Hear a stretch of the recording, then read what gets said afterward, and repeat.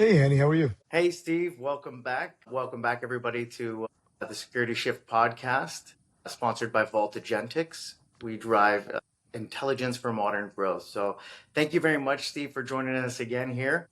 I'm super excited to have you on the show. Thank you so much. It's great to be here. Thank you. So, just to get started, Steve, I know since we last spoke, a lot's happened in the past month, we'll say in your company. So, Steve, CEO of Integratrace, has launched and is now at a critical point in the company stage. So, Steve, do you want to tell us a little bit about your journey and then get to basically where we're at with the launch of Integratrace and what you want to accomplish here? Absolutely. So really, the journey was I was a software developer for a stock exchange. Worked a normal nine to five, and then I met some people that were interested in starting a company, and they were a private equity company. So they had already sort of spun it up, and they had the product sort of 50% of the way. They wanted somebody to jump into the seat, finish the product, hire some people, and take this to market. And the interesting thing was it came with pre-seed funding, which obviously made it a lot easier. So that was back in June. So we haven't really been at this for all too long.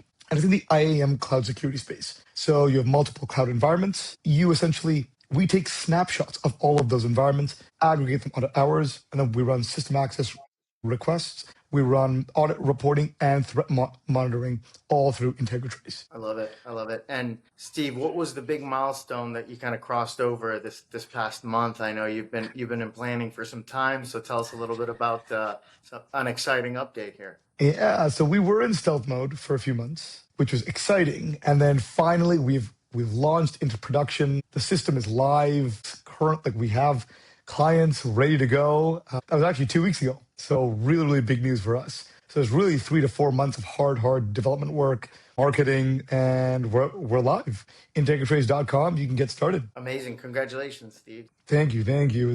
We're all happy. Yeah, yeah.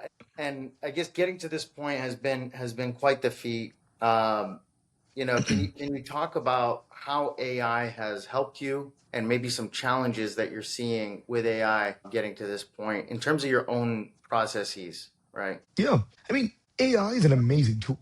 As we all know, it helps us write things. In terms of code, if you don't know how to, like I came from the software development background, if some of your formatting is off, you can just tell it, hey, realign the formatting. If there's a string that, is misbehaving, it really is useful for a lot of things. Do I think there's a bit of fatigue? I think absolutely. I think there are a lot of companies or applications that are using AI or trying to sell AI as a product that maybe most people don't need because the market is so saturated. And you can correct me if I'm wrong. That's just what I found. Yeah, yeah, no, it's definitely the case. I think, fatigue is a real challenge that we see today, right? A lot of it is going to be focused on, the process of getting better and working with it to get better and Yes. just being okay with that. And Steve, I'd love to hear from you. I mean, what is the appetite for your clients, right? You're using Agentics, you're using AI as well. I mean, what is the appetite for those that you work with to go down that iteration, right? A journey with you, because in the end of the day, you need that appetite, right? Yes. I think the way that we designed it was that AI is a huge part of the company, but it is not our core tech. The core tech is the ability to take snapshots, to monitor. We use AI for the inference. AI is amazing at picking up anomalies, things that are potentially fraudulent. They use it in forensic accounting. It is very powerful at taking information and making sense of it. And that's exactly what we do. Is our core functionality is taking those snapshots, collecting that data, and then we use AI, as everyone does, to find out threats. Because nowadays we do believe that a lot of these threats are actually AI powered. The threat is AI powered, so why shouldn't the security be as well, right? Yeah, yeah, absolutely. It's like it's going to be tough for basically a human to combat some of the threats that we see powered by Exactly. the systems that are starting to Yeah, come out, right? and they happen Absolutely. within seconds, right? Like in the blink of an eye, somebody could breach your system, and you probably won't even notice it. Yeah, yeah. right? No, I love it. I love it. Steve, I know, we chatted previously about some early experiences in your journey that kind of shaped your leadership style right now, kind of looking at Integratrace and where you're at right now. Can you tell us a little bit about that? I mean, maybe there's a key point that kind of shifted into this role right now, but Yeah. maybe a little bit on your leadership style, your perspective, and maybe an experience that's helped kind of get you to this point right now. Yeah. I mean, the interesting thing about it is I think if you are producing or creating a technical product, I think having that technical background personally helped me a lot. So for example, I was able to dig into the code. We were able to debug together, and it helped me hire really strong tech talent. Because back in my previous jobs, I was running really small teams, new grads, early hires. I think that in the coding aspect was very useful. I think growing past that, something that was really powerful was having good mentorship. I have amazing mentors and people around me that have started companies, work at large companies, work at small companies. And I think the big thing that they always said was hire the best people you possibly can. If you hire the best talent, they will produce amazing things with you, right? Yeah. And it's not about the day to day. My leadership style is I like to be so transparent with the team, let them know exactly what I'm doing. Like in our stand-ups, I'll start I'm like, this is what I'm doing today. This is what I'm doing this week. And I think in 2 to 3 months, this is where I'd like to be. So it lets the rest of the team know that, hey, like this is where we're moving. And if you disagree, speak up. I love to hear pushback on ideas because that helps refine and distill all these ideas that we're running with. Yeah. Yeah. Right? And I mean, that is very basically a mindset. It's a little bit about kind of challenging despite, what skill set you have, right? Just Yeah. testing what you're trying to do and how you're going to accomplish it, right? It takes a certain kind of personality. I think in the industry we've had a challenge with talent, as it is. I think that is getting even more challenging. So, Yes. if you need good talent, what does that look like today versus a year ago, right? What is Yeah. changing in terms of that talent and what is, somebody who is going to kind of move the needle on the business there for you? Like I think the best way that I've seen other friends of mine and other founders, I do not care if you use AI in an interview. In fact, use it. But I might ask a question that I know AI might not answer very well. And the key is are they able to determine what to use and what not to use rather than just blindly shoot me an answer? Because absolutely, you are more efficient if you are using AI in your day to day. There's no disputing that at all. So why wouldn't the interview also incorporate that layer of AI? It's like you're looking at somebody use amazing technology to solve very complex problems. And as a result, it allows everyone to upskill and it allows some people to unfortunately to downscale, right? And you can see it in front of you as they're reading the prompt or as they're writing the prompt. It's very clear whether they're able to use AI or not. Yeah, yeah, absolutely. So becoming more and more critical, right? And then Yep. in terms of the tools that you're using, right? If you're looking at kind of the tools within your own workflow, right? And the ability for talent to kind of use them or Yep. drive additional efficiencies with that. What do you see in your stack as kind of critical to driving that growth, right? Everything. I tell my employees if you want 3 to 4 different AI tools, subscribe to all of them. Yeah, Right? You don't need to just use GPT. You don't need to just use Claude or Mistral or whatever it is. If you want 3 or 4 of them and you know what works with what, or you want to use one to cross reference the others, absolutely do it because you almost don't know what you don't know. yeah. Sometimes I put the same prompt into 3 or 4 different AI fields, and one of them produced an amazing answer. I'm like, this is really, really cool. So now I've learned something that I previously didn't know just by trying it out. Yeah. That No, that exploration makes people a lot better. Yeah, yeah, absolutely. The iteration, the trying, right? Making sure Yeah. you're not blind spotted by something that's out there is going to be critical. But there's so much coming out. There's so much coming out. It's hard to keep track, right? Um, Yeah. And I love it And when the someone talent, says, yeah, please. no, when someone says to me, Steve, this new thing just came out. Let's try it. It's music to my ears. It's like, yeah, Yeah. of course. Let's try it out. Tell me what happens. Yeah. I Right. mean, look, when you're a company that, has some processes, that has a bit more of a legacy infrastructure, I think it's a bigger challenge and undertaking to basically modernize, right? But in your Yep. position, looking, I guess, across, your organization starting from scratch, where do you see kind of the biggest opportunity to move your business forward? Right? And it could be across like the tools. It could also Yep. be part of like the people and the talent you mentioned and that Yep. perception or how you're kind of running your processes. But I'd love some insight, Steve, into what you think is going to be critical as you build this base to get to the next level. The way that I see the roadmap is the most critical thing for us right now is engaging with users. Now, I'm saying that now in November.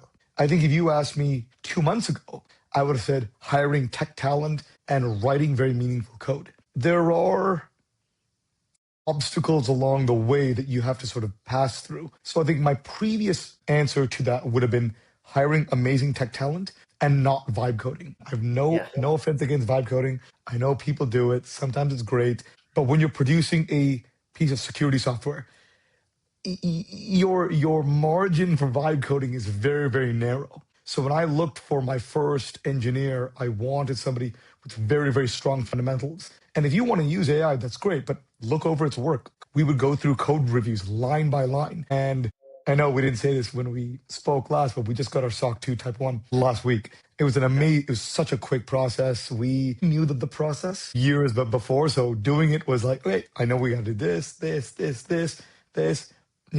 So our compliance team, we hired a company called Mycroft, and they did an amazing job getting us to our SOC 2 Type 1. And the auditor said, wow, you guys passed with flying colors. Great. Awesome. But obviously, yes, with that element of vibe coding, there is Yeah. are fundamentals that you have to adhere to. And if you're saying, Steve, like it's most critical right now, client engagement is important. Tell me a little bit Yes. more about that, right? I mean, I guess A, how do you know you are engaging the right clients? And B, once you have them engaged, what's making the difference to having them lean in or to move to the next step with you, right? There is the idea of overcorrecting for the wrong client. I've heard that in many other things I've read and people I've listened to. You're right. There is a such thing where there is a case where you can find a really good client of yours. You could be producing for them, and then you find out 3 months later you overcorrected for them, and the rest of the market doesn't want it. The key is I have an amazing board, right? Like I have two investors that are so knowledgeable and they're so well connected that our first group one installs were actually very diverse. One is in fintech, one was in security, one was in another cloud security that was actually non-overlapping. They do completely different things. We were able to find 3 to 5 very unique companies that all needed our product. And the feedback we've been getting was amazing. Someone like, this was the onboarding was great. This one page wasn't very clear. Amazing. We'll get it fixed. Oh, I loved the graph. However, I wanted one of them was a different color on the graph. No problem. But you don't take them all. But it's always great to hear it.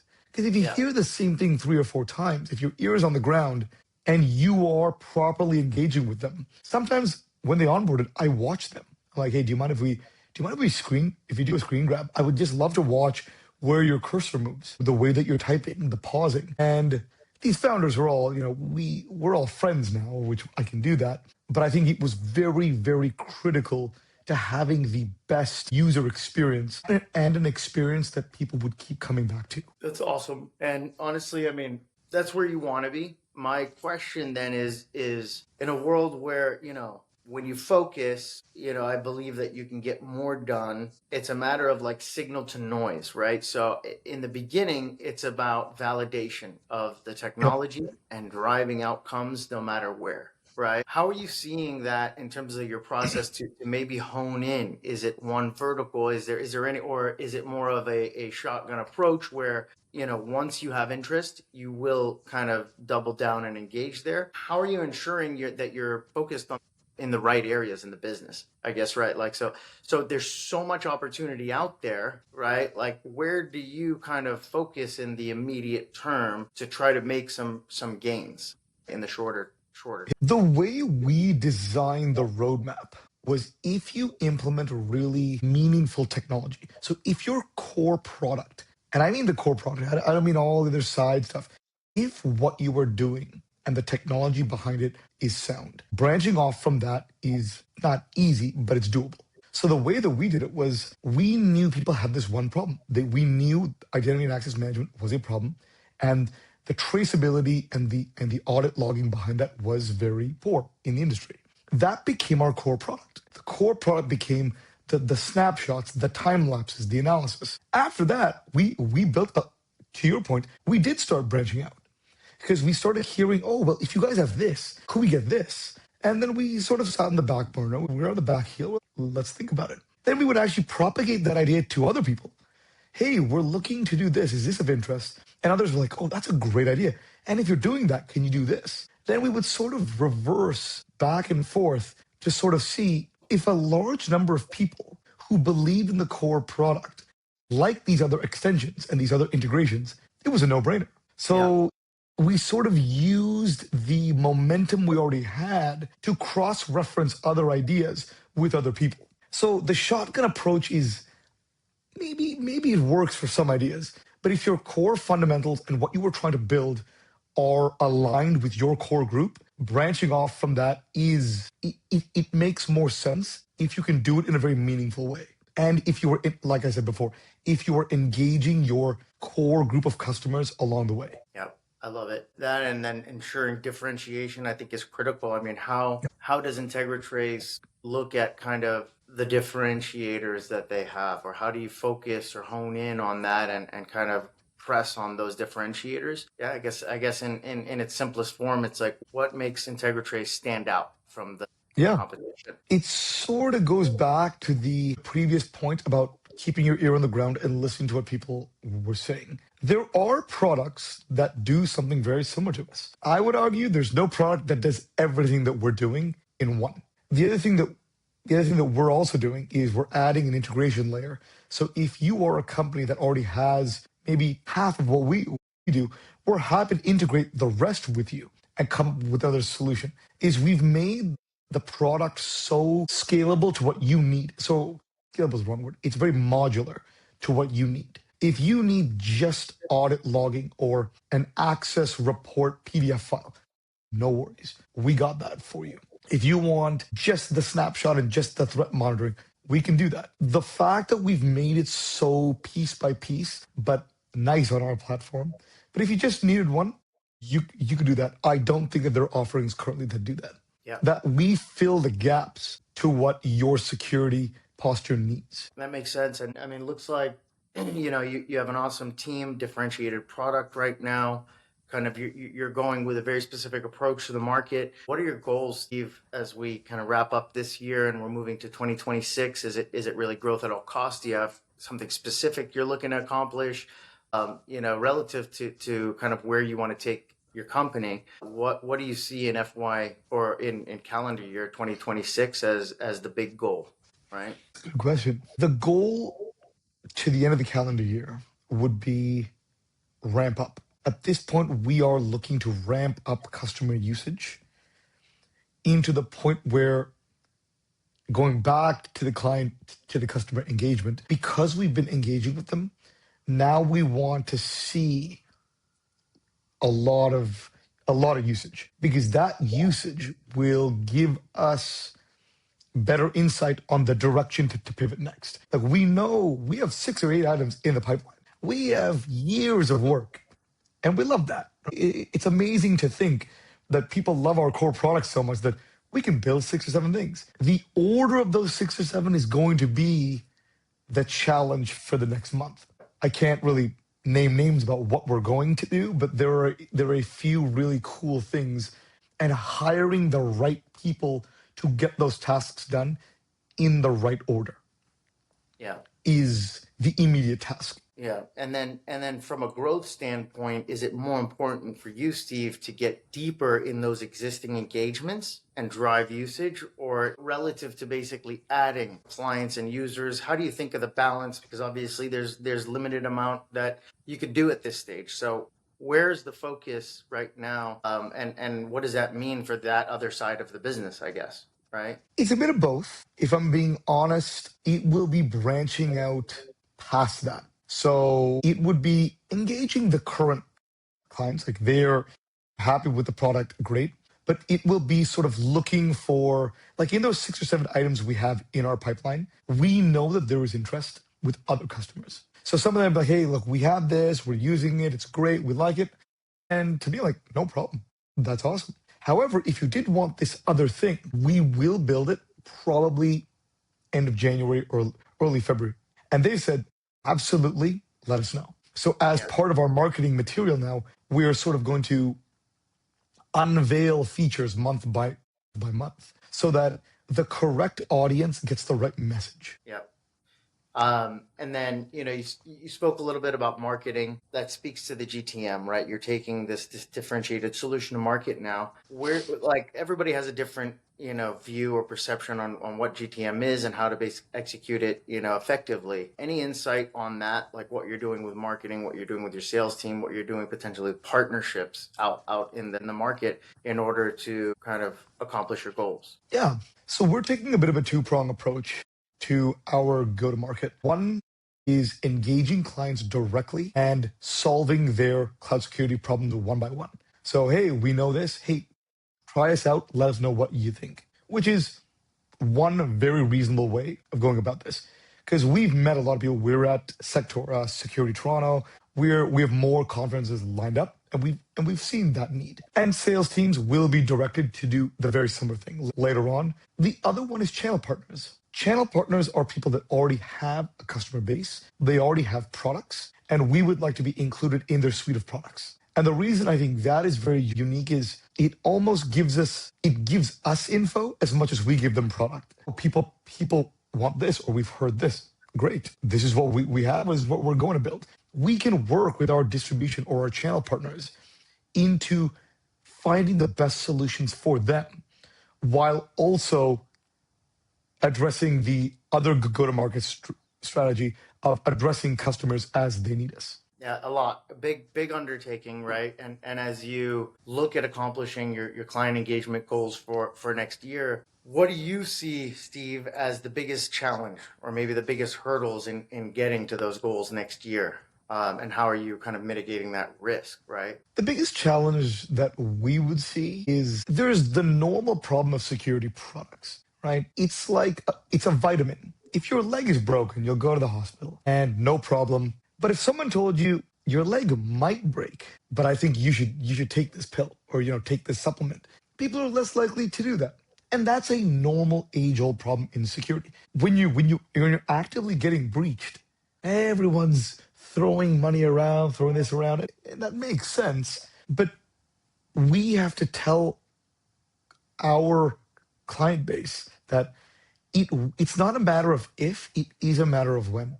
And if you don't feel as though the when will happen, that is okay. You will probably visit us when it does happen, right? Yeah, yeah. And obviously, people are very responsive to it. They're like, no, we don't want that to happen, because it's like the bullet versus the armor, right? There's always a bullet and there's always armor. You just hope that the armor is better than the bullet or as good as the bullet, Yeah, right? yeah. No, I love the analogy.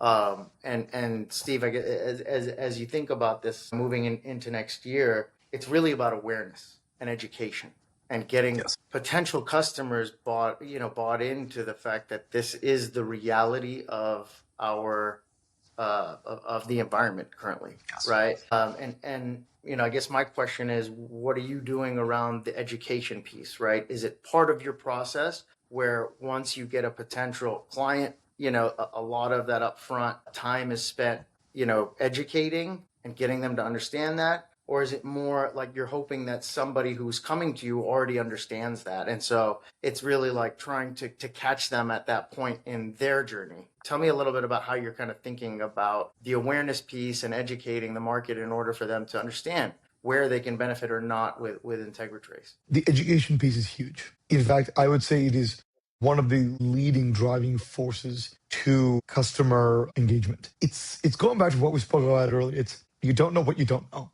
So if we tell them something that we saw in other companies or trends that we're seeing, some of them, a lot of people are like, wait, this could happen to us. Or Yeah, actually, we have a lot of orphan service accounts. This could be a problem. yeah, And it's if you give people scenarios that resonate with them, it's not about selling. Like we don't like we're not in this business to sell. We're in this yeah, business to just show people that hey, look, like, this could happen to you, and we can help defend against that. Like I can talk about Integratrace until I'm blue in the face because I yeah, enjoy it and I believe in it. I truly just love what we've done. So when I describe that to other people, they get it too. So and that's helped us out a lot. yeah. No, that's critical. I agree, and I think everybody can use more education in this industry right now. Right there's a lot of Oh new yeah. things, a lot of exciting things, tools that are quite effective and amazing, but just understanding why they would be using some of these tools, I think, is the base level that a lot of Yes. a lot of us struggle with. So I Yes. hear you. I It's hear you. and with the rise of really good agentic AI workflows, for a lot of these companies, bad actors are just playing whack-a-mole. And Yeah, when they hit one, you probably will not even know what has happened to you. And yeah. that is the true scary part of it all, right? Yeah, yeah, yeah. A lot of the breaches are not even discovered for days, if not weeks, if ever. And so, yeah, Yep. what that means for your organization and what the negative impacts can be, I think, are not well understood still. So, Exactly. yeah, it's great to see Agentics come to the table, helping on efficiencies and driving a lot of these, remediation time lines to be shorter. But ultimately, it's a matter of really getting the humans to manage and control and understand what's happening and to be there alongside the agents, right? Exactly. Yeah. Right. And what's your perspective on that, Steve, with humans now, right? And a lot of discussion around what's going to be replaced with Agentics and what human role is. Tell me a little bit about how you see kind of our human element really driving the next level here. And Yeah. yeah, It's funny because I've got this question a lot. Historically, you'd have a horse, and the horse does what you tell it to do. The horse can also choose to not do what you want it to do, right? If you're on a field and you're plowing a field using a bull, they are in their own way free creatures to do whatever they want. But if you know how to work with them, humans have just always learned to work with whatever we have. We're good at inventing and we're good at working with what we've got. I mean, the animal analogy is not the best because you train the animal. I mean, we train the yeah, model, but it's sort of the same thing. Is we are able to work with technology so well. AI was a bit of a struggle because it moved a little too quickly for I think most companies and most people, and there was a rush of fear. It's the normal emotions. There was fear that we wouldn't control it or that we didn't know what it was doing. And now that AIs have become a lot more verbose in their thinking, I think that was a great feature. You add the thinking mode on and it sort of walks you through its steps. I personally do not have a fear of AI. I know that's yeah, probably a hot take. A lot of people have that fear, but we have always found a way to work with incredible tools. And when the tools misbehave, we have always found ways around it in everything. In environmentally, we probably haven't done the best, but people are trying. Same thing yeah, with AI. We will have to have an argument with AI, and we hope that people are actively arguing and not just taking what it says at face value. yeah. Like one of my investors, Chris Hansen, he's something funny. He's like, it's not it's not a light conversation between you and AI. It should be a bit of an argument, Yeah, yeah. right? You want testing, you want to be challenged. You don't want it always agreeing with what you're saying, because then Exactly. what do you know is like, what's the difference at the end of And the day? you don't also want to be agreeing with everything. What's the point? Yeah, exactly, exactly. Um, I love it. So Steve, I mean, always super insightful. Thank you so much. I guess one last question is Yeah. if you had some advice for CEOs such as yourself, kind of getting started with a new company, not necessarily adopting Agentics or AI forward, um, what would you give in this environment? I mean, given, right? I think overall we Yeah. will be helped. Don't be scared. Don't but like from somebody very practically trying to adopt some of these processes in his business, what advice do you have for the mid-market CEO right now trying to take his business to the next level with AI? Yeah. I think the best advice I would give is what you said earlier. Do not fear it. Use it incrementally. Use it iteratively through your journey. If you want to start day one by just going to ChatGPT and typing a really easy prompt, start there.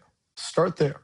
Just give it a research project. Don't even get it to do anything. That would be like the step one, because like anything, like owning a dog, like driving a car, you have to start somewhere in order to achieve mastery. You can't give it a 2 paragraph prompt and not know what's happening. You really have to start from the basics. And I think that will allow you, as much as tech is agile, we're also pretty agile. It'll allow you to think strategically and stay on your toes as to different tasks and different tools. Like there are great writing tools, there are great AI coding tools, and there are also great research tools. Knowing how to use them is the answer. The answer isn't the AI. The answer is actually knowing how to use them. Yeah, And it will improve it improves my like our team's efficiency. I can't quantify, but I probably could quantify it in hours worked and hours that the AI does research. It's like 2, 3, 4x at the minimum. yeah, Even writing code, moving buttons around, adding small features here and there. It's you don't know how good it is until you use it. And you also don't know how bad it is until you use it. There's some yeah, things it just doesn't do very well.